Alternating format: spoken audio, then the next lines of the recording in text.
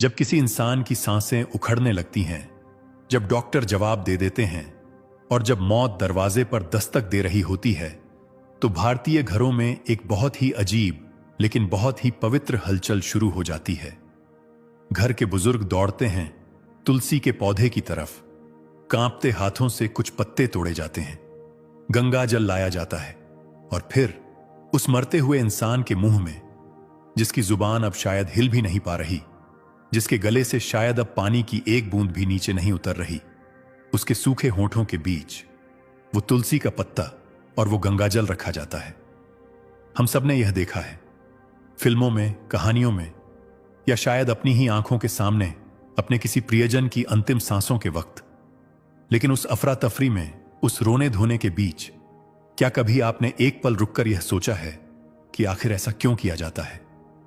वो एक छोटा सा हरा पत्ता उस वक्त क्या कर लेगा जब मेडिकल साइंस के बड़े बड़े वेंटिलेटर फेल हो चुके हैं? वो तुलसी का टुकड़ा उस आत्मा के साथ ऐसा क्या करता है जो दुनिया की कोई और दवा, कोई और मंत्र नहीं कर सकता?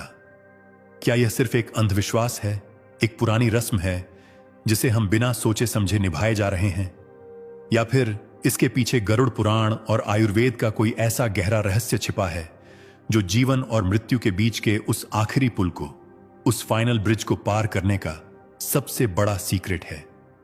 आज हम उसी रहस्य से पर्दा उठाएंगे। आज हम जानेंगे कि क्यों यमराज के दूत उस इंसान के पास आने से डरते हैं जिसके मुंह में तुलसी होती है।